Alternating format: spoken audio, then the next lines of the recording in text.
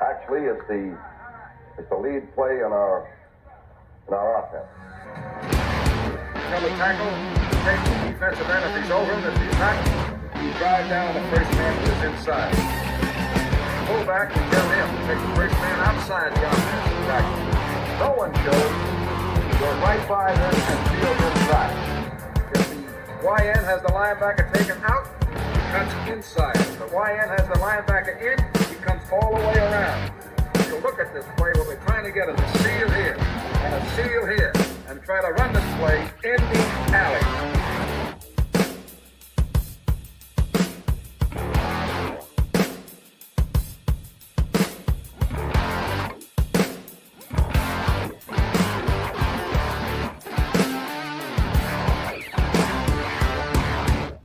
All right, what's up, guys? Welcome to Packers Total Access. My name is Clayton. You can check us out on Packernet.com. You can find me on Twitter at Packers_access. We're going to try to get through this segment as quick as possible because we're having audio issues, and I don't want to waste Mr. Paul Bretl's time. So hopefully we make it through. You may hear some beeping. We're having some speaker issues here, and of course, it would all fall apart 2 minutes before we go live. But Paul, how you doing, buddy? I'm excellent. Always happy to join you, Clayton. Good deal. Good deal. Well, let's do this, man. Let's kind of dive into some of the stuff we talked about offline here.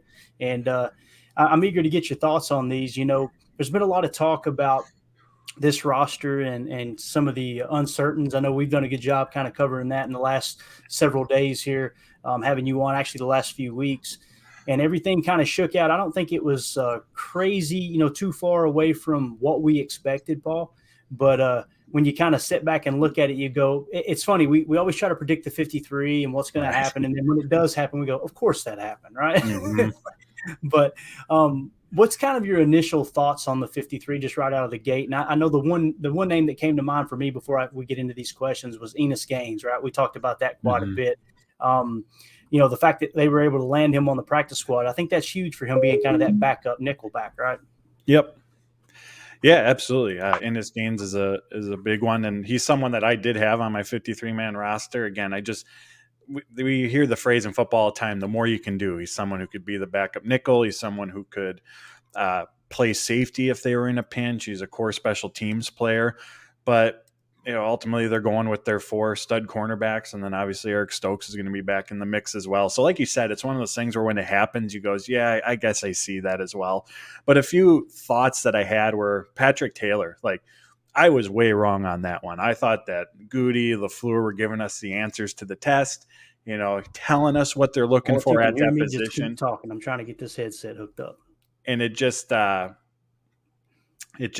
all pointed to Patrick Taylor, the special teams ability. I think he finished second on the team this preseason in starting snaps with the special teams unit. He had 9 targets in the passing game compared to Emmanuel Wilson's. I think he had 4 or 5. And then from a blocking standpoint, you know, Taylor's just the more experienced player in that regard. And again, Goody and LaFleur told us those were the 3 components that were going to go into that decision. So like I said, I was all in on thinking Patrick Taylor was going to be running back 3. But once we got on the other side of it, you know, Brian Gutekunst talked about Emmanuel Wilson on Wednesday, and that, you know, referenced his size, his 225 pounds, a bigger back, but the ability he has as a ball carrier, his vision, his burst, his big playability. He led the preseason, like all running backs in rushing yards. He finished first in carries of 10 or more yards. He finished first in forced missed tackles. Like, they are taking a swing on his upside as a ball carrier. And then they said that he's shown enough growth in those other areas, special teams and pass protection, that they feel comfortable in saying, all right, he's shown us this much. We can keep working with him to get him to where he needs to be. You know, Matt LaFleur said he's still got a ways to go in those areas. I wouldn't be surprised if at some point we see Patrick Taylor elevated just from the practice squad to the game day roster to maybe help on special teams, you know, as again, they continue to work through Wilson in those areas. But I also wonder as well if they were concerned about losing him. Like, if they released him, would he have gotten claimed on waivers?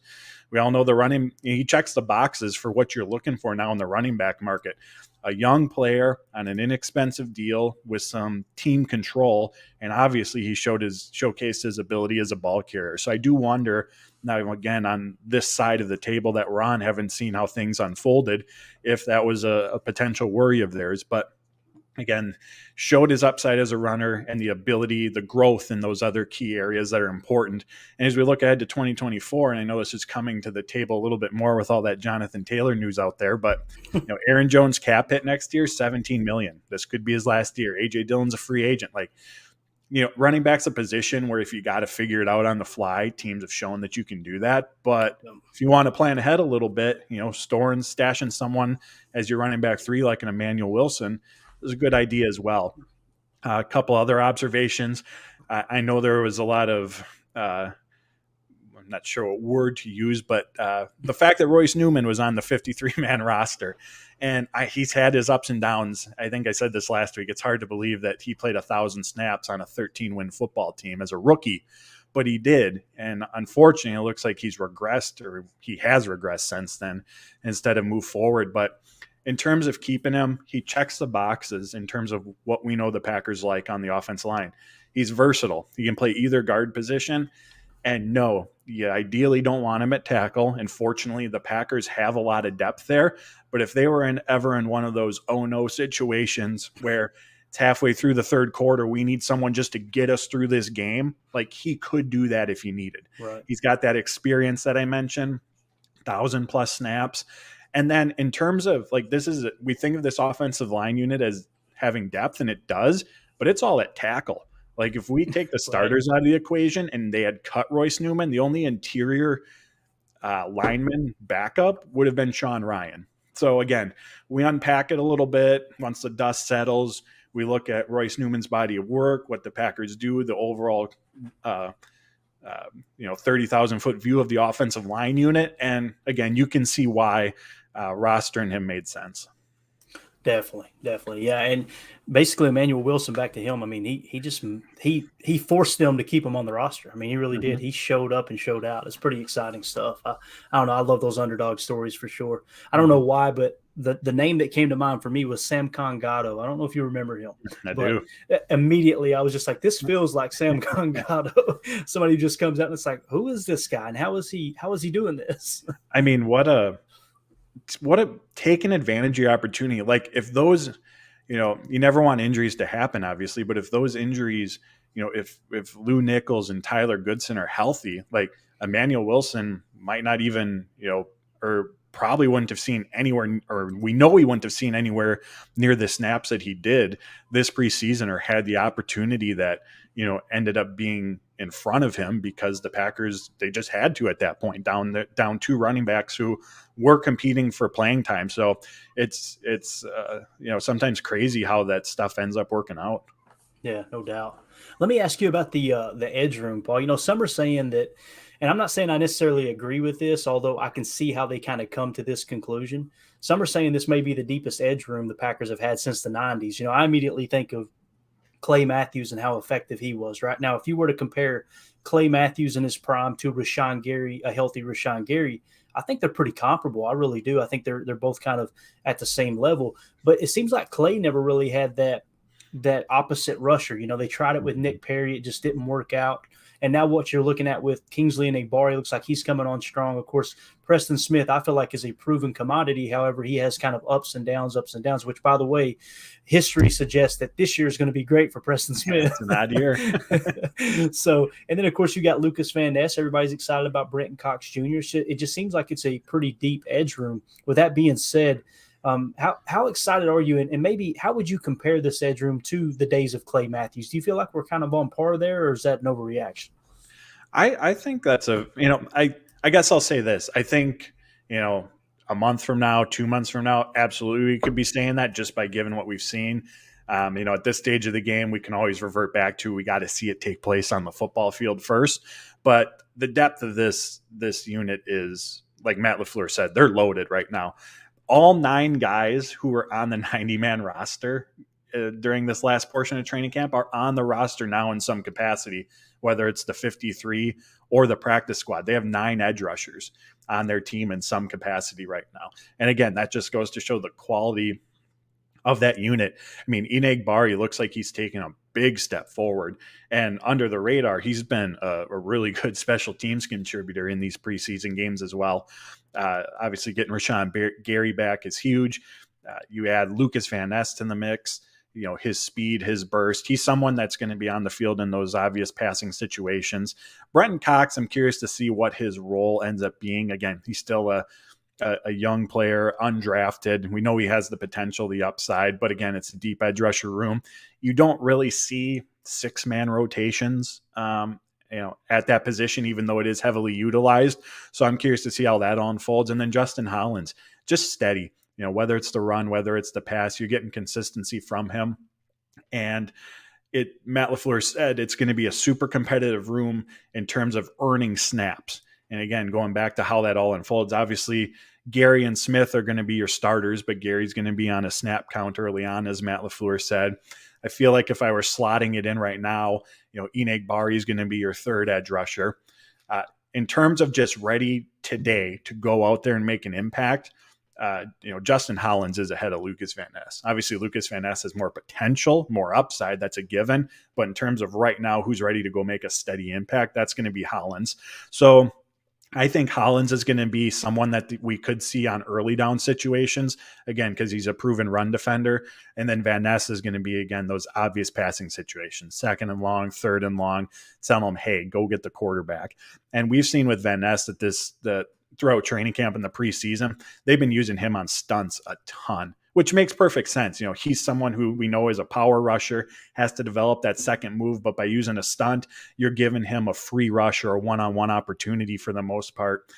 Just saying, hey, go from point A to point B as quick and as hard as you can and go get the quarterback. So, this room is, like Matt, I said it already, it's loaded. And even the practice squad guys, I was really impressed with Keyshawn Banks. He flashed as a pass rusher, held up really, really well against the run. According to PFF, he led the defense in run stops this preseason. His average depth of tackle was 0.3 yards, so basically at the line of scrimmage. Aaron Mosby had flashes as well as a pass rusher too. So really excited for this unit. When they lost Gary last season, they took a huge hit, and that's a given, but nobody, they weren't able to step up as a collective unit. And again, there's no replacing Rashawn Gary by any means, but nobody else stepped up either in that regard. And this is a defense that finished 2022 ranked 22nd in total pressures. So obviously that's an area where they have to improve. They have to get better against the run. Again, without Rashawn Gary, this group struggled in that capacity as well. But the depth is so much better than it was a year ago. Enagbari, like I said, looks like he's taken a leap. Hollins has a full offseason in the defense. You add Cox, you add Van Ness to the mix. I remember this being one of my bigger concerns at this time a year ago, and unfortunately we saw why. But now I'm just really excited to see this group. Yeah, definitely. And it's crazy. You mentioned that, finishing 22nd in pressures. And I think if I understood the statistics correctly, before Rashawn Gary went down with the injury, they were 2nd in the league in pressure. So, God, what a monster! We got to get that contract done ASAP. All we got to. There's just obviously there's what Gary does, but there's a trickle down effect. Like if you're an offense and you don't have to, or you are accounting for Rashawn Gary, what does that do for Preston Smith? What does that do for Enagbari? What does that do for the interior defensive line? There's just a huge trickle down effect to the rest of the impact on that defense that a player of his caliber brings. And again, we saw that. Definitely. Another topic here. General Manager Brian Gutekunst actually was talking about Jaden Reed the other day, and he said, quote, he came in a little bit more polished than I think any of us expected. Obviously, that's a nice surprise. With Reed being the number 3 wide receiver, what kind of production do you think is realistic for him in 2023? Because that really popped off the screen at me that Goody was just like, we wasn't expecting him to be this game ready. And it's crazy because you see the practice clips and you think it's practice. You see the training camp clips, you think it's training camp. You see the family night, you think, okay, it's family night. Then you see it in the preseason, it's like, is this guy ready to go? He seems like he's ready to go, right? And it's so odd for a rookie to be ready to go. Mm-hmm. Yeah, and one other comment from Gutekunst that stuck out to me was he mentioned the rapport that Reed has built with Jordan Love, and obviously that's an important aspect of this as well. I think it was either last week or 2 weeks ago where I said on here, get ready to hear Jaden Reed across the middle often this season because that's where he's going to be targeted, get that speed in space, give him some yards after the catch potential. And what I've really seen from OTAs through the end of preseason in terms of his growth, he's been wide receiver 3 since he stepped in. Like he's been with the starting unit, but his impact in those practices going up against Rasul Douglas and Jair Alexander and Keyshawn Nixon, it's become greater and greater. Like during the OTA practices, which were voluntary, so Rasul and Jair weren't at those, he was in the slot. He was making a few plays each practice. Mini camp comes around, the mandatory one. Those guys are back, and he was pretty quiet that week. Like it was kind of, I wonder if that was his little, welcome to the NFL, young man experience. Again, going up against guys of that caliber. But throughout training camp, again, we've seen him progress where each week that goes by, he's making more and more noise in the passing game. And it's been really impressive. Again, that speed from the slot, he's going to be a big target over the middle. And in terms of, answering what's realistic production, I went back to the numbers last season. Again, this is some rough math, but Aaron Rodgers had roughly 300 targets, 2 receivers last season. He had 542 in total, but obviously there's tight ends, running backs mixed in there as well. So roughly 300 of his pass attempts went to receivers. If we're guessing here, let's say Jordan Love has 300 as well. Let's say 100 of them go to Romeo Doubs. Let's say 85 of them, 90 of them go to Christian Watson. And then breaking it down, I said somewhere let's say Reed gets 65 targets. Let's say he catches 65% of those passes, a decent catch rate. And let's say 13.5 yards per catch is what I gave him. That would be 43 targets at 13.5 yards per catch, 570 yards in his rookie season. Sign me up. Me up. So again, that might be a little bit aggressive, but I don't think it's out of the realm of possibility either, just because he is going to be a key part of this offense. And when you have a guy like Christian Watson who's going to draw attention, Romeo Doubs is going to have some attention as well, just because it's his second season. Teams know what he can do with his route running ability. Like, I think the benefactor in some of those instances is going to be Jaden Reed with additional opportunities.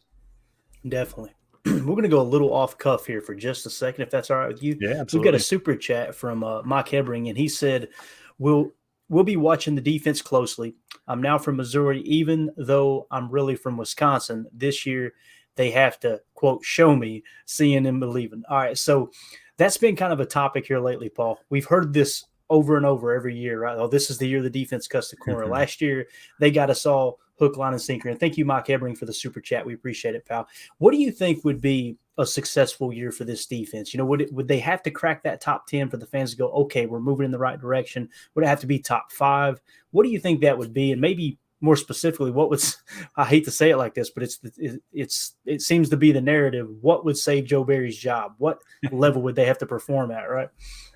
Yeah, I mean, I think top 10 or so would obviously be, I think that would be a great, starting point or year from them. But for me, I think it goes beyond the end of the year statistics. And what I want to see is I want to see what I've seen here in the preseason. And what I mean by that is, I talked about on here last week how we're seeing the linebackers blitz more. Ben Fennell, who does a terrific job breaking down film, has talked about how the defensive front is doing a lot of post-snap movement, again, with stunts and twists, which both of those things, the stunts and twists and the blitzes from the linebacker position, are very different from what we saw from this Packers defense a year ago, which gets me excited because, one, they're being more aggressive. And as I've said on here before, I want this team to be less passive. Do the dictating sometime. You got pass rushers. You got playmakers in the secondary. You go dictate what's going to happen instead of being reactive and just waiting to let the offense kind of dictate how everything goes. So put your guys in positions to be successful. And I think those changes, again, that we've seen here this preseason and throughout training camp is a good sign that hopefully progress is going to be made, because they're going to have to lean on this unit, more than they have in years past, guessing anyways, just because it's a young offense. They're going to go through their ups and downs, and this defense is, I'm guessing early on that this isn't an offense that's going to come from behind down, 10 plus points. So this defense has to keep things close for them early on in the season, especially as they gain their footing. So I'm really excited to see that aspect of it. I think where we really have to see the improvement as well is against the run. I know I've talked about that on here as well. That's where it all starts. Put the offense in predictable passing situations. Again, so your pass rush, your secondary can be aggressive. But again, for me, I think right now in terms of Joe Barry's job this season, or is this unit taking a step forward schematically, is where I want to see those changes from year over year. And then I think we'll see the results from a number standpoint after that. Yeah, you've definitely seen some changes in the of course, we see it in the preseason and watch as soon as the regular season starts, we go right back to the vanilla. But there was one play in particular we broke down on Chalk Talk this last week, and it was basically a scrape, right, where Van Ness playing the edge really slammed inside, and you seen Quay come up and fill that outside gap, and you could tell that it was designed for a pass rush, but it literally blew the running play up completely with the burst of Lucas Van Ness, which kind of gets me onto our final question here, Paul. We talked about Enos Gaines, right? And we talked about he was kind of that backup slot position. And obviously, they cut him. He lands on the practice squad, so you've still got him. You can still elevate him, all those things that we need if we get in a tight spot there, having four corners. What do you think, like how secure do you think Keyshawn Nixon is in that nickel role? With Carrington Valentine kind of creeping up on him, and we've seen that final preseason game, they actually played Carrington in the slot quite a bit, right, in that nickel back quite a bit. Do you think that Carrington would be the next man up now that Enos Gaines is technically on the practice squad? And if so, how secure do you think Keyshawn is there? Do you think they'll maybe pull the trigger on Carrington a little bit early if things get shaky? I think that just obviously given the shake, how the roster's broken down right now, that, yeah, he would be the next guy up unless they, felt really confident about Jonathan Owens where they would move Darnell Savage into the slot in those instances. I think that could be an option as well. But for the time being anyways, this is very, very much Keyshawn Nixon's job. I don't think that that's in jeopardy whatsoever. Matt LaFleur said earlier this offseason, because obviously Nixon, all-pro return man, there's been rumblings of, is he going to get some snaps on offense? And, Matt LaFleur acknowledged all that stuff and didn't rule out the offensive side of things, but he went back to his job is defense. That's where he has to perform. And I do wonder when you have a guy like Jaden Reed as well, who has plenty of kick return experience, if defense is Nixon's number one job, do they maybe take, kick returns off his plate, for example, and he does punts or vice versa? So that's something I'm kind of curious to see how it plays out as well. But this is 100% Keyshawn Nixon's job, and both Barry and both LaFleur, while they've complimented Carrington Valentine for his play, and again, he had a terrific preseason, he's still taking some lumps as well. We really saw that against the New England game. And so I'm not sure that that they're necessarily ready yet to just thrust him into that starting lineup. Could there be some plays, some specific schemes where they try to get him on the field? 100%. But for the time being, this is Nixon's job. And knowing how much the Packers value experience, like if there was an injury, and like with the, I used the Royce Newman example earlier where you just do some shifting, like we got to get through this game. We'll figure it out over the next week. Like I wouldn't be surprised if they were confident enough in Owens, for example, like I said, to step in next to Ford, and Savage comes down in there because, again, he has that experience. But that's Nixon's job. Yeah, for sure. Good stuff, man. I'll tell you, the big concern with Keyshawn was, the falling down in practice. I think they said he fell down like 3 different times on deep passes. But at the same time, if we are going to stay in that traditional quarters coverage, he's going to be playing more underneath and in the flat if he's going to be playing that nickel back role. So I don't think we have to worry about that as much with, the outside, the boundary corners playing deep quarter. And, of course, the safeties playing deep quarter with man principles, depending on if it's man match or zone match. But, Paul, you're the best, man. Again, you guys can find him on X, on Twitter, whatever you want to call it, at Paul_Bretl. He also writes at Packers Wire and Dairyland Express. Paul, can't thank you enough for your time, pal. Hey, appreciate it. Always a fun time, Clayton. Thank you. Yeah, have a great night. Again, that's Paul Bretl, the man, the myth, the legend. We're going to bring in Jacob now from the Packernet Fantasy Podcast. Jacob, once again, Paul's done it, man. He hopped on here and made the show a little bit smarter, right? As always, yeah. Yeah, good to see him.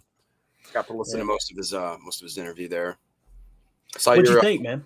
It was good. I don't really know where you want to start, but I feel like a sap because every time I listen to him, it's one of those things where I'm like, yeah, I agree. It's like I want to disagree and have some sort of like hot take or something to make for good content, but I don't know. Everything is kind of spot on.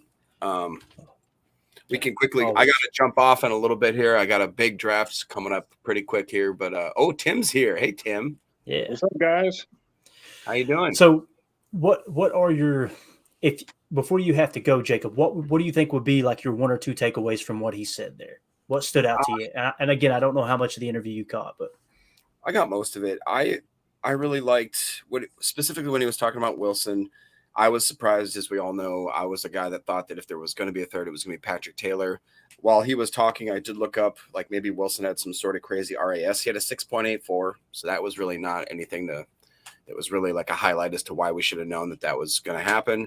Again, he didn't check a lot of the boxes like Paul talked about, like the LaFleur straight up said. Ryan even felt hurt about it. I listened to Ryan's podcast.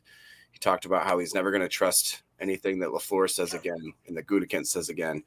You'll be all right, Ryan. You'll learn to love again. But then specifically about Jaden Reed, as he was talking about that, I started looking about how much love is Jaden Reed trying to get. What are the, stat guys looking at, the projections, the DraftKings type, the gambling types. I know for one thing that he's a plus 10,000 for the offensive rookie of the year. So basically, if you bet $100, you can win 10,000 on that. He's the 28th ranked overall player to win the offensive rookie of the year. So he's not getting a lot of love there. When you look at what he could possibly be, realistic numbers going into the season, I try to look at it a number of different ways. First, I just looked at his fantasy projection through a number of different websites. And I kind of averaged it out. They're averaging around 150 to 145 points, which is like a decent wide receiver 2, maybe a wide receiver 3, I would say more like a wide receiver 3, nothing special. The thing is I think he's going to get a lot more end arounds, a lot more jet sweeps, a lot more of little gadget and gizmo plays. Think a lot of early Randall Cobb and a little more like of just everything. He's shown that he can be a possession receiver. He can be a gadget guy. I think he's going to be on punt returns. But one thing I did look at is just when I wanted to break it down. So if you looked at what the Packers did last year in 2022, obviously a whole different squad when you look at it. But our number one wide receiver in terms of targets, receptions, and yards was Allen Lazard. Obviously, he's not here. He had 100 targets, 60 receptions for 788 yards. Number 2 was Dobbs with 67 targets, 425 with 42 receptions. 3 was Watson with 66 targets, 41 receptions, and 611 yards. Here's where it gets interesting because this is where I realistically see him somewhere in that wide receiver 3 to 5 range.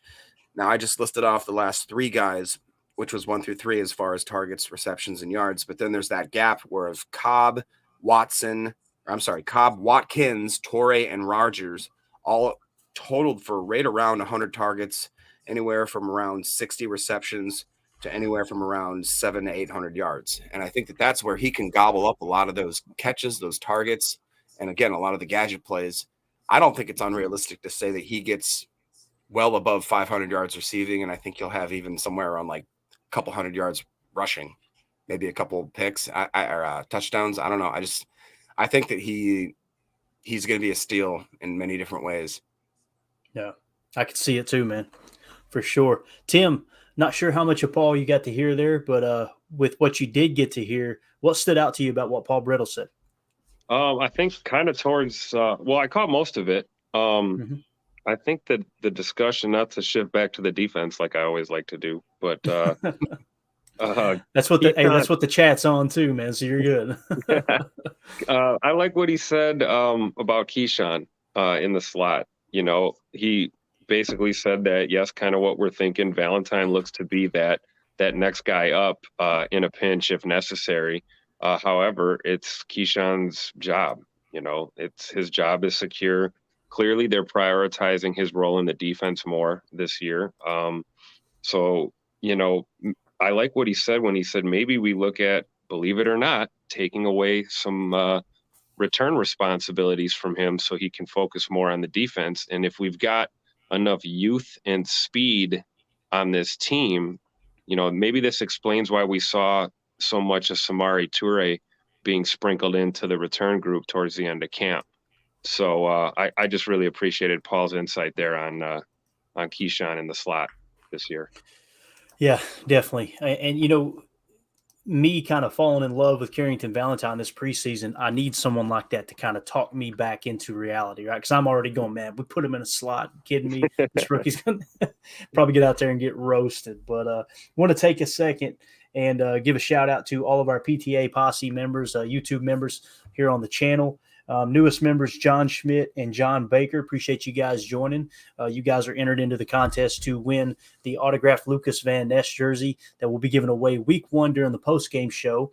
And also want to say that this episode is brought to you by Old Southern Barbecue. They're absolutely awesome. There's the logo. I always have a chat up here when I go to do this, man. I suck so bad at this stuff. Here we go. But this episode is brought to you by Old Southern Barbecue. Their award-winning sauces and rubs will add flavor to your Packers watch parties.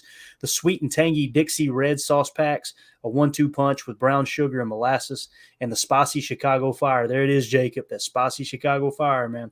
Sauce brings the heat with its fiery chili blend. Complete the championship flavor profile with their secret recipe brisket and rib rubs. And for the ultimate game day experience, let Old Southern Barbecue handle the catering for you. Their smoked meats, homemade sides, and cornbread muffins. You guys have heard Jacob talk about the cornbread muffins. That's the reason the dude's trying to get back in shape. According to him, he said it, not me. All right. And it'll have your crowd celebrating like they're at the Super Bowl. Visit oldsouthernbarbecue.com today for catering menus and to order their mouth-watering sauces and rubs. Again, they've got 5 locations in Rice Lake, Hudson, Arden Hills, Minneapolis, and Shakopee. Check them out, oldsouthernbarbecue.com. I want to show you guys right here. This is it. The one on the right. That one on the right there, Chicago Fire. I'm telling you. Jacob sent me some of that. It is awesome. Absolutely awesome. So go support them, guys. I don't know how you guys feel, but I always want to support those who support the things that I enjoy. And I was the knucklehead. I was the cheeser, I guess you could say, that when I found out at the time Sargento's was the official cheese of the Green Bay Packers, I was all over it, dude. I was like, I'm buying that cheese the rest of my life. Then I find out they're no longer sponsored by them. That's a different story. So anyway, check out Old Southern Barbecue. Anything I missed there, Jacob, about Old Southern Barbecue? Anything you want to plug there, man? Eric was asking, will they deliver to Michigan on game days? Not the actual, well, I mean, whatever you pay for, who knows? But you can order their ribs, spices, and their shirts and any kind of that stuff. They'll ship anywhere in Canada and the U.S. and maybe I think even farther. So check it out. But nice. One other thing Eric talked about earlier, I believe, he said, does anybody know who this Christian Welch guy that we signed to the practice squad was? I had to look it up. It was a dude that apparently was former Baltimore Ravens linebacker. He's 6'3", 240, undrafted free agent out of Iowa in 2020. He's 25 years old. He made 21 tackles over 43 regular season games and 3 seasons with the Ravens, not the Raisins. That'd be a cool team. So he played 46. They look like raisins. He played 46 defensive snaps, but 955 snaps on special teams. So I think we know why he's there. He was on the field for 200 special team snaps in 2020, 380 in 21, 355 last year. And it just so happens that, he's a native of Iola, Wisconsin, and he was an all-state pick as a high school senior and then an all-10 pick during his senior season. So he's a, good old Wisconsin Midwest guy. So, and a special teams thumper, it looks like. So that's why he may be on the team, I'm guessing. Got it. Nice. Good stuff. Put Iola on the map. Something else besides the car show every year. Exactly. Let's go to Doug in the chat here. Earlier, I flagged this one. He said, not too worried about the pass rush. Our weakness has historically been stopping the run. Are we going to be able to finally do that? Doug, I know it's not the answer you want to hear because it's not the answer I want to relay to you, but the NFL has shifted, man. And these defenses are willing to give up that run to reduce the chances of giving up what we call an explosive play. That's the way things have shifted. Kansas City did it a few years ago, and it actually cost them in the AFC Championship. And they're still kind of playing from that perspective of, hey, look, we're willing to give up the run, but we're going to make sure that we don't get burned with the explosive plays. It's all going to come down to, how much they want to shift in that direction when it comes to Joe Barry's defense. And, if we play more man coverage, I've said this too, everyone who's screaming, we just want man coverage, let Ja follow their number one target and just, play man coverage. That's not good for the run defense, gang. So, Doug, I hate to be the bearer of bad news, but I would not be surprised one bit, man, if they continue to not worry about that run defense as much as they are those explosive plays in the passing game. I hope that makes sense there. But another one we flagged here coming in from Adam. He said Luke Musgrave's going to be huge for us this year. Book it. Love the guy and his character, being forced into number one duties, and hope he responds. Rooting for the guy. There's one thing about it, man. Jacob, he is being forced to perform this year. I love it. I think it's great for him. Throw him right out there into the fire and get some reps.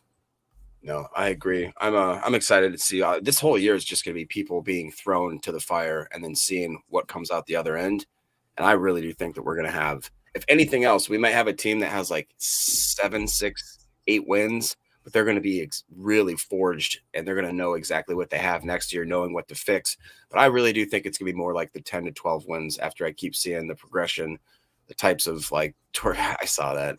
All right. Speaking of that, I have to jump off because I'm about to start a draft in about 7 minutes, and it's pretty intense. And I got a lot of guys on that league that Paul is in there. Paul, Justin, Tony, all from the Packernet Fantasy Podcast. My little brother, 2 guys we went to high school with, and then a bunch of random fans. It's a 14-man league, so there's a bunch. Hey, let's go. Is that like the crazy draft one, the one where it's like all the crazy rules? 14-person PPR super flex with 2 defensive players. It's going to be a lot. I don't understand what half that means, but it sounds really intense. It really does. Hey, that's just the way we talk in the clink. All right, hey, that's just the way we. Get out of here, man. We appreciate you hopping on for a few minutes. It's good to see you. Yeah, you too. Go Pack, go. See you guys. See you. What he was referring to there, Tim, is Roger Davis in the chat said, "Twerking Raisins, perfect fantasy team name." Thanks. You gotta love it, man. You gotta love it. All right, look at this. Getting live updates. You're gonna see the viewers go down immensely right now because Paul Robertson in the chat said, "FYI, they're replaying Packers versus Steelers Super Bowl on NBC." Guys, we're going to wrap it up right there. Now, let's go ahead and hop over there and watch that ourselves, right? What a great timing as Jordy and Josh Sitton go into the Green Bay Packer Hall of Fame today. So what a great time to show that game. Tim, how cool was it seeing those guys back at Lambeau, man? I was – and Josh Sitton looking good, man, looking like a dude.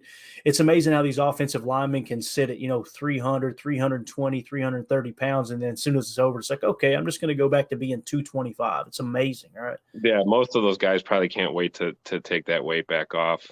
And, when you retire from the NFL, the term dad bod has a different meaning. And you see guys that used to – they were built like Tonka trucks, and now they're, trimmed up and slimmed up and living their best life. So it's always good to see that, man. And, especially playing this game, it's a brutal game. We were talking about Don Mikowski last week. I mean, the guy just had another surgery on the same leg from his playing days. Your body goes through a lot of abuse playing multiple seasons in the NFL. So it's always good to see those guys still in good shape and healthy and getting inducted into the Hall. Love it. Yeah, absolutely awesome, man. I remember, I think it was Jordy. I'm trying to think of what year it was when I went up to Lambeau. It was probably 2000, and I think it was Jordy's rookie year. And I seen him going through his at the time. I don't know if they were married at the time. It was definitely his fiance / girlfriend, which they're now married today with multiple kids. But she dropped him off in the players lot, and they were just driving the most normal vehicle. They just seemed like, I mean, if you seen him at the grocery store, you wouldn't think that he was an NFL player, right? Just the way he was dressed and everything. And obviously, Jordy out there working on the farm in Kansas. What a great guy, man. He, like Roger in the chat says, Jordy doesn't get any better than that, man. Jordy was just, he did everything the right way. There's no doubt. Want to give you guys kind of some injury updates real quick. Devondre Campbell. This is exciting news, Tim. He was back at practice today, a full go. Now, still out, you had Dobbs, you had Bakhtiari, you had Tay Wicks, and then a surprise one was Darnell Savage missed practice today. So when it comes to Bach, that's just completely planned, obviously trying to, limit his workload in practice, him being the aged veteran. So, and then, of course, Dobbs, they said that he did not practice, but he was on the sideline sprinting, which is good news, right, for that hamstring. So if I read correctly, he said he just felt something kind of weird and brought it to their attention before that last preseason game. I believe it was the week of that last preseason game. That's why they set him out. So I know as fans, Tim, we're complaining like crazy about this long bye we've got here before week 1, but man, it really works in our favor when it comes to Romeo Dobbs, right? Absolutely. And, for a young player like that to, this is what you want to instill in your guys is you know, you want to play hard, you want to be tough, you want to play through things. But, you know, if you feel something and it ain't right, you're going to know your body better than anyone else. So for him to just take it upon himself to mention that to staff just shows where his head's at. And, you know, there's, I mean, so much to love about Romeo Dobbs, honestly, just his approach, his preparation. And you can tell that he has made himself a student of the game and a leader in that wide receiver room. You know, we have a lot of depth there. We have a lot of young talent there. But the thing that always stands out to me with Romeo is just he's one of those guys that's always level-headed, always even keel, always level-headed out there and making the right decisions. So hopefully with him sprinting on the sidelines, that means, you know, after some few days off here and they get back to practicing, hopefully we see him out there. I would think that that's the next step, is probably ease him back into, you know, full practice. Yeah, no doubt. No doubt. All right, let's take a look at the updated depth chart here. We actually got this. You can find this on Packernet. If you're not following Packernet podcast, definitely do that on Twitter. But just kind of looking at this depth chart, you can see this, right, Tim? Yep. All right, great. Just wanted to kind of get an update on the way the roster looks. I'm going to pop the ticker down for just a second so we can get a good look at this and kind of see how it lays out here. Obviously, at the wide receiver position, the way we've got it listed is if we're in a 12 personnel, it's going to be Christian Watson and Romeo Dobbs are the two wide receivers. Obviously, your slot receiver right now is going to be Jaden Reed, although he can play everywhere. Again, that slot is so I don't know. It's so misinterpreted within the Matt LaFleur offense. Some people refer to it as flyer because 9 times out of 10, they're actually in the Z and it's Z motion. And people just kind of look at it as the slot receiver, but they call it flyer to the best of my knowledge. Now, when it comes to the tight ends, you've got, according to this depth chart, you got Luke Musgrave, Josiah DeGuara, then Tucker Kraft, and of course, Ben Sims, the new signing there. When you look at it from that perspective, man, and like we were talking about with Paul, when it came to Brian Gutekunst's comments on Jaden Reed, it's exciting. And I think we're going to be in a lot of 11 personnel, Tim. I really do, because, you know, what he said was just, it told the story. He said, you know, we didn't expect him to come in this polished, right? And that just cracked me up because it was like, one thing about Goody is going to tell you what's on his mind, and I appreciate that about him. Like, there's never any situation where I feel like, Goody's fibbing here. You can tell. He may just say, I'm not going to talk about that, and that's totally cool. But for the most part, man, he seemed to tell you exactly what's on his mind, and they were surprised with Jaden Reed. With that being said, I think we're going to see a lot of 3 wide receiver sets at 11 personnel. Don't you think, Tim? Oh, absolutely. And, you know, Paul had a great point. You know, by default, Dobbs and Watson, the attention that they're going to draw is going to produce more targets for Reed. I mean, all signs point to that. And, you know, you highlight that speed coming out of the slot combined with, you know, the speed out wide. And then you've got Dobbs running these, you know, these really technical, crispy routes. You know, Jaden Reed is he's a walking explosive play in this offense, in my opinion, because, I mean, he could catch, you know, a skinny post at 7 yards and just, it's gone. He could streak right across the field and be gone. And so can Christian Watson. So, I mean, Reed is going to be fun to watch. And he definitely showed up to camp. We said this early in August that he did not look like a rookie out there throughout camp. And, you know, a pleasant addition to our return game as well in a pinch too. Again, if we need to take some snaps in the return game away from Keyshawn, we have options. So I'm excited about Jaden Reed, man. No doubt about it. On the offensive line, the updated depth chart, obviously Bakhtiari at left tackle, Elton Jenkins at left guard, Josh Myers at center, John Runyon at right guard, Zach Tom at right tackle. As the backup for left tackle, they have Yash listed, and they've got Rashid Walker listed as the backup at right tackle. I think those are very, very thin lines there, right? I think you get a good week of practice for Rashid Walker. He may actually skip over Yash and vice versa. Of course, you got Caleb Jones behind them. Now, on the interior offensive line, it seems as if Sean Ryan is going to be the backup left guard and Royce Newman is going to be the backup right guard. Kind of kind of unique there in a sense of, okay, will Sean Ryan actually plug into right guard over Royce Newman and vice versa? Only time will tell. And hopefully we don't have to answer those questions, Tim, because we want that offensive line staying healthy, obviously there. And we got Samori Toure listed as the backup slot. Obviously, we got Matt Orzich back, right? He signed. So everything that we predicted there came true as far as them just kind of letting him sit for a day off the roster. Luckily, nobody picked him up. And then obviously he's back as the long snapper. On the defensive side of the ball, we've only got one nose tackle listed here in TJ Slayton. However, we know Kenny Clark can play nose. Devontae Wyatt can play nose. It's not ideal, but they can definitely play nose tackle. It really shows you the value that we have in TJ Slayton now, right, Tim? Oh, absolutely. And it shows you what kind of camp and preseason he's had, too, because they're clearly confident moving forward with him.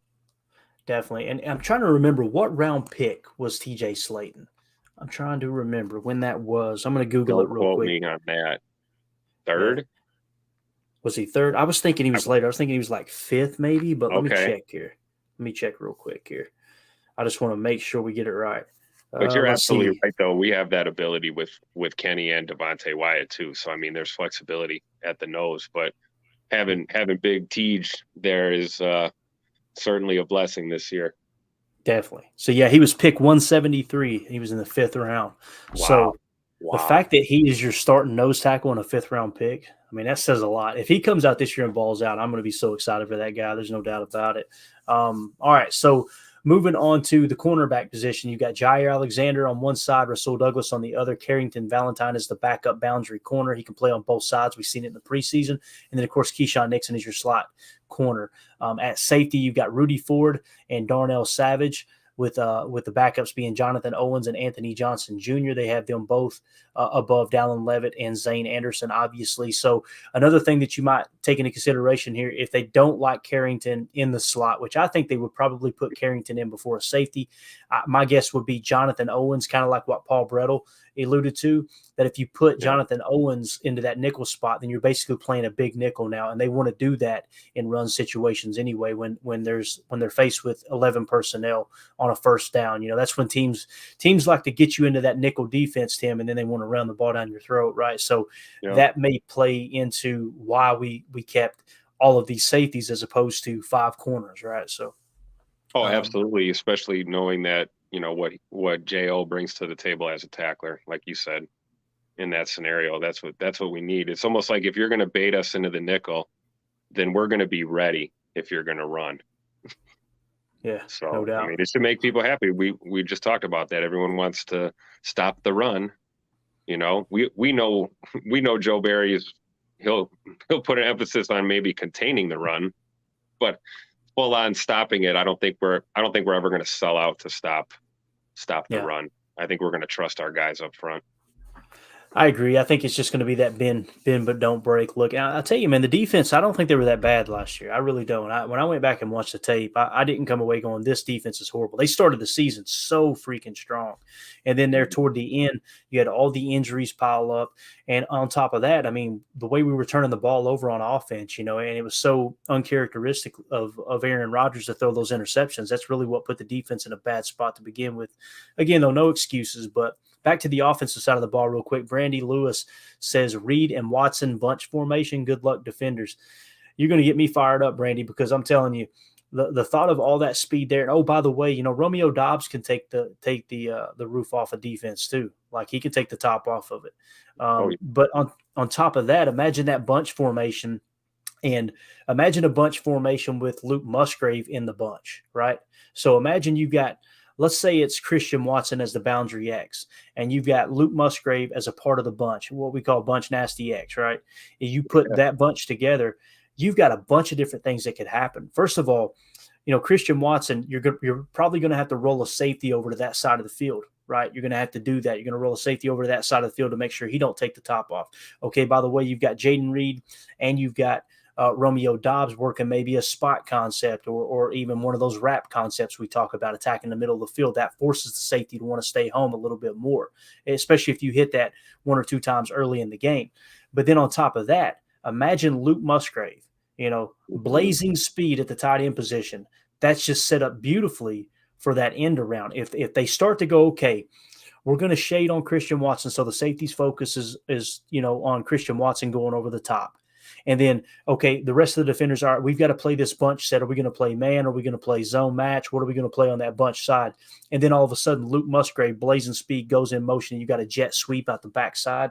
Good freaking luck, Tim. I mean, there's so many things you can do with Luke Musgrave in this offense. And I know we tend to, not we, but many of the pundits tend to look at the negative aspects, the negative possibilities of Luke Musgrave being a raw tight end, but we don't look at the positives. You hit that one or two times with his kind of speed, Tim, and dude, I'm telling you, defenses are going to have to start to respect it, Well, and we know as Packer fans that Matt LaFleur's whole approach in the passing game is scheming guys open. That's what he does. And the talent we have, like what you just went over just in the last 45 seconds here, is enough to give defenses a problem. I mean, you can't double everyone. You can't send help everywhere. So there's going to come times in games where, LaFleur is going to have his options. He's going to be able to pick a guy in his offense and literally get them the ball almost at will, I think, in certain situations this year, based on how they get the reads and the tendencies as a game progresses, especially when we talk about the middle eight, when you can take your shots and look for some of those explosive plays. So it's going to be exciting to see this offense. But Bunch Nasty X, man, that's my new T-shirt. I'm getting that made. That's our play, man. Yeah, it's just there's endless possibilities, and it's going to take time. They're going to have growing pains. We all know that, but just the thought of some of the things that they can do schematically is really exciting. I cannot wait. For Chalk Talk this year, Tim. I'm telling you, dude. I'm already setting extra time aside. I'm going to try to do 2 or 3 Chalk Talk episodes a week. I am going to geek out over some tape, that's for sure. Let's see here. A couple comments in the chat. Adam Block says, time for Newman to get his mentals in order. And then Eric Sutherland says, hopefully Newman doesn't see the field. And then, of course, David says, like Seinfeld used to say, Newman. What did he say? Hello, Newman. Hello, Newman. I love it. I hope he didn't know we had that, but he probably did, and that's all right. So we're going to be hitting that. Or hopefully we're not hitting that this year. Let's see here. David in the chat, I'd rather hit Watson and Stride. Absolutely, man. I'll tell you, that throw the other day from Jordan Love to Christian Watson down the sideline, man. Let me get this off the screen here since we're not even talking about it at the moment. The play there from Love to Watson, if he would have just let that ball go a little early, if he hits Watson in stride on that play, Tim, dude, that place. We're all looking at this year going, hold up a minute. We might have us a 4,000-yard passer. I don't know what they're talking about, 3,300 or whatever the over is right now. But, man, Christian Watson, he had those boys beat deep. There's no doubt about it. And that's what makes him so good, that along with that frame. And I know some people said he should have caught the ball. For me, if it's underthrown, I put it on the quarterback. And I know Jordan would put it on himself as well. But I understand the people that are saying, hey, look, it hit his hands. You got to haul that. You got to bring that in, right? But Christian Watson, I think he's poised for a good year this year, Tim. Absolutely, I do, and I think it's really hard. I mean, we can put a number one label on receivers, and we can look at the depth chart as it stands or as we project it. But like Paul was talking about earlier, we need to, time will tell. We need to see this play out and really see who's going to step into these roles. Because, as far as I'm concerned, we can light you up with Dobbs. We can light you up with Watson. And, Jaden Reed has got star written all over him. So watch out, guys. Sure. Watch out this year. Paul Robertson in the chat says, I'm curious to see how Love handles the blitz. Bears are going to test him in week 1. Yeah, that style of defense that came over with Eberflus from Indianapolis, they typically play a lot of zone coverage. I did a real deep breakdown on the podcast before we even had the YouTube channel, and they like to play a ton of zone coverage, and they like to get pressure with the front four. Now, toward the end of the year, just like every team does, Paul, teams adapt, they adjust, right? They evolve as the year goes on, and they did start to blitz a little bit more. I'm really confident in Jordan's ability to attack the blitz. That's something that happened early in Aaron Rodgers' career. I don't know if you guys remember, but teams, as soon as he took over and started, as the quarterback for the Green Bay Packers, teams started to fire blitzes on him.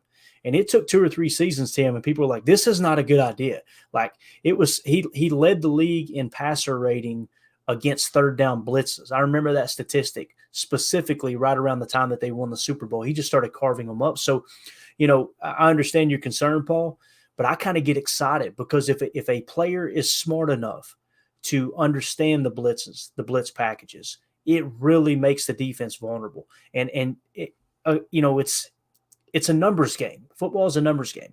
If you're blitzing 5 or 6 people, then you've got single coverage somewhere, and specifically on the boundary, Tim. So imagine Romeo Doubs or Jaden Reed, and then opposite Christian Watson. Go ahead and blitz. We'll run a choice route or 2 on the perimeter, or if they want to snug up and get real cocky and blitz, pop that thing right over the top, right? Absolutely. And I trust Jay Money all day. I really do, because he doesn't seem frazzled or panicked.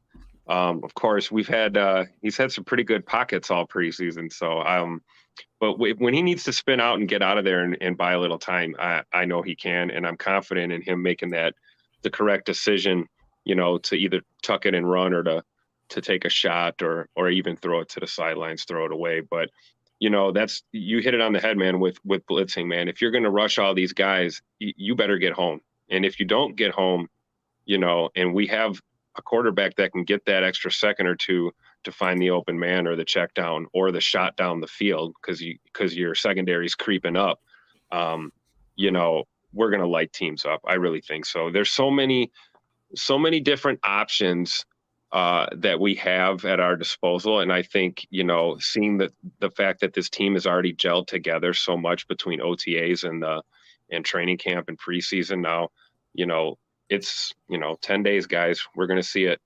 It's going to be fun. Strap up, strap yourself in. Like Jair said, right? Strap City this year.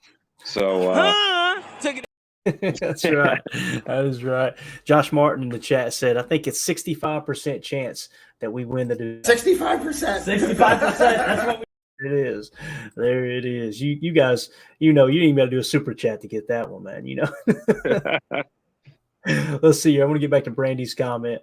And again, though, Josh, thank you for the super chat, but we appreciate you supporting the channel, man. Brandy said, I want to see Love behind on points and pissed off starting to drive. What is this kid made of?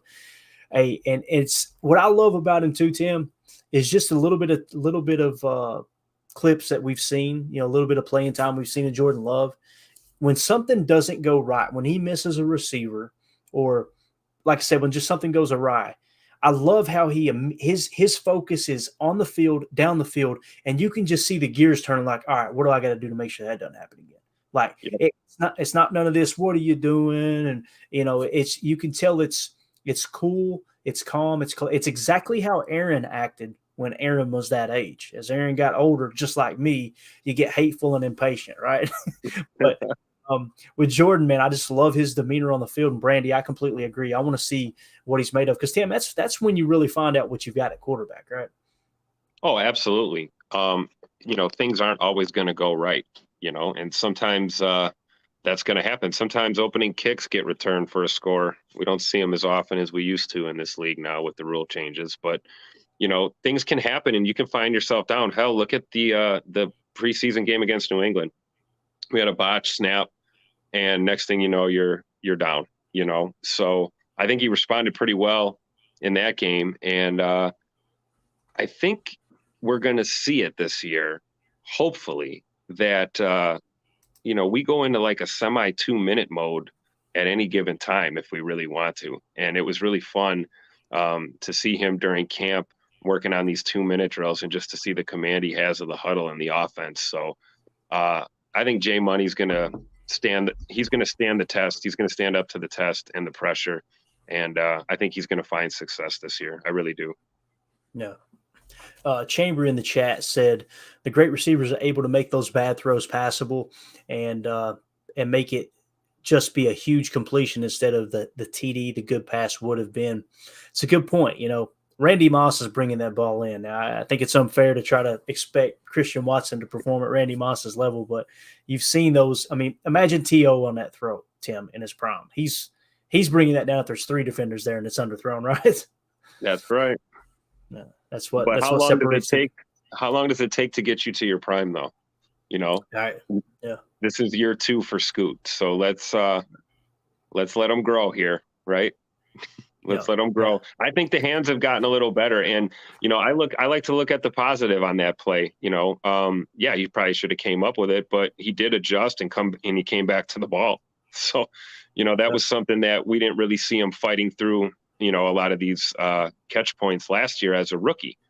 A lot of the best things we saw from him last year were catching it in stride or catching it in space. So the contested catch is something he's still adding to his bag of tricks. So we got to give him time to develop that. I'm sure we're going to get at least 1 or 2 of those beautiful grabs this year in the end zone contested. So I think Scoot's going to do fine.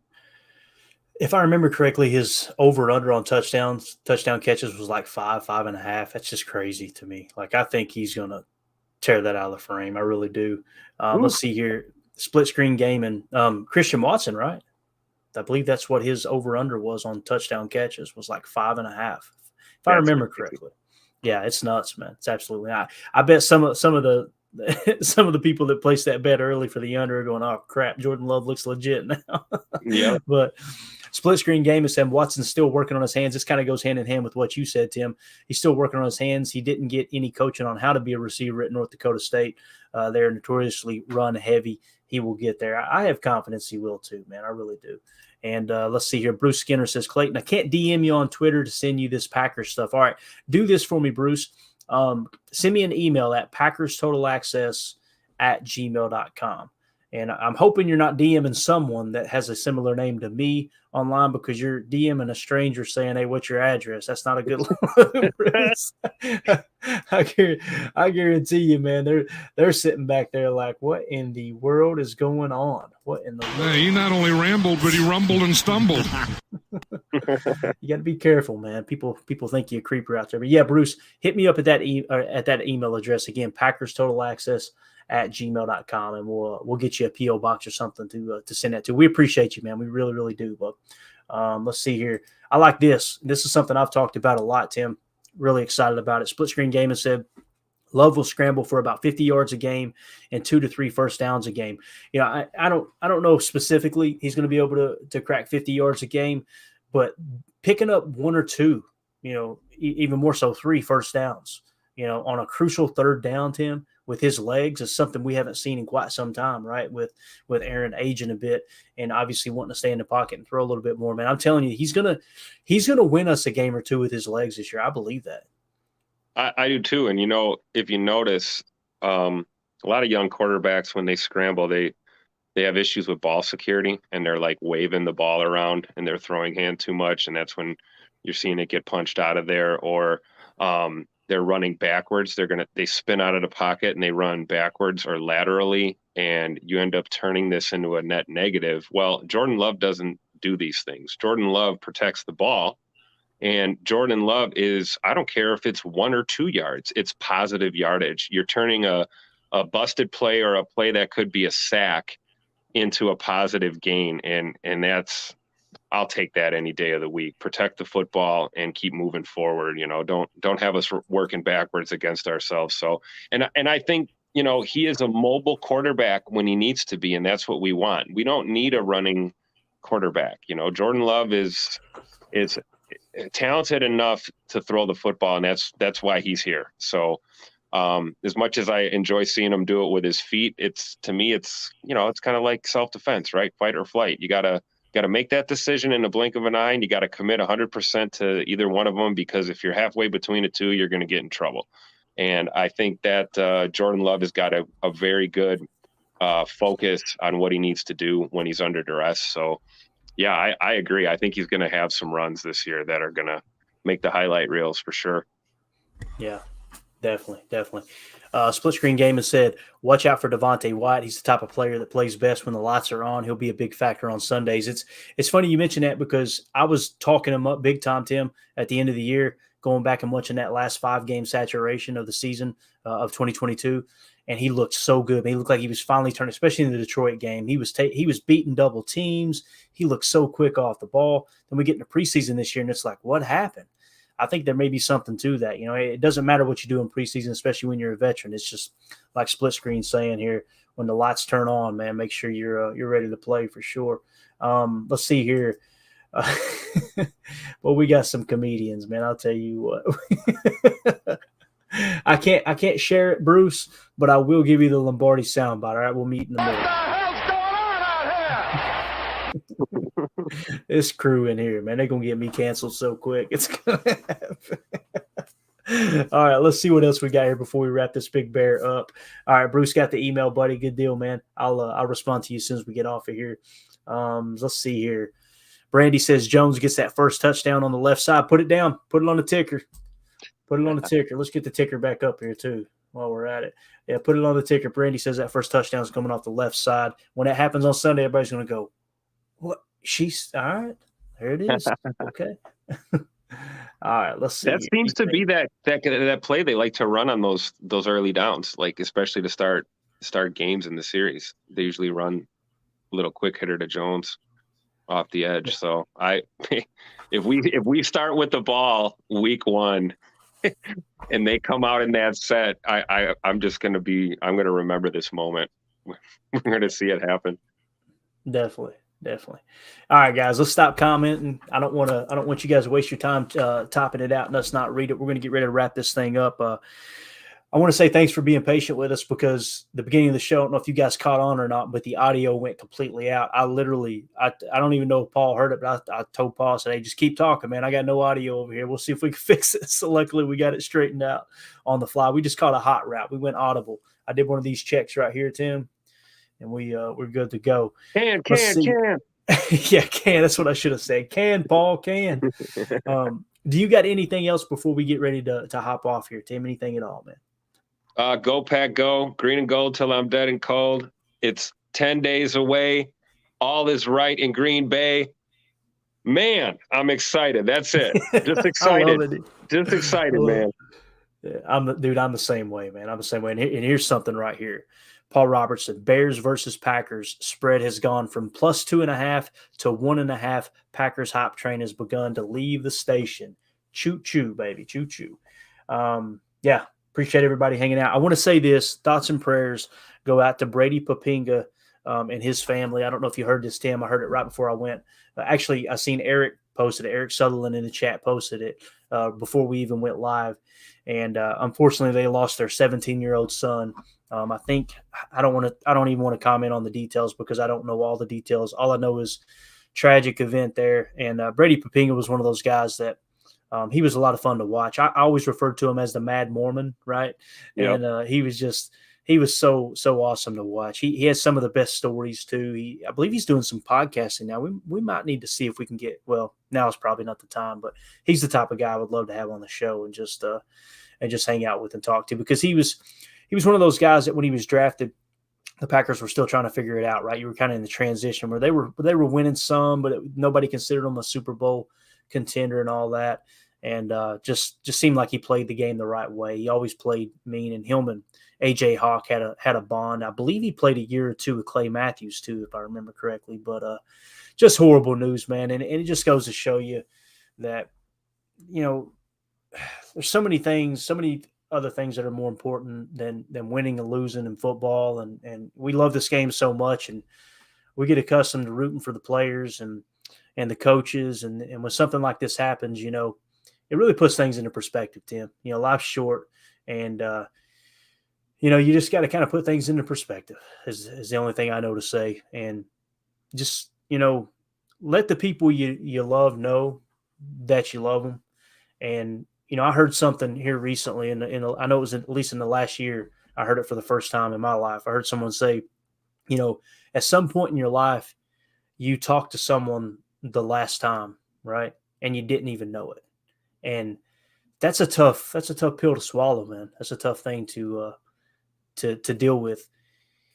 And yeah, just thoughts and prayers go out to Brady. It's such a horrible tragedy, man. My wife and I, we for medical reasons, we can't have children.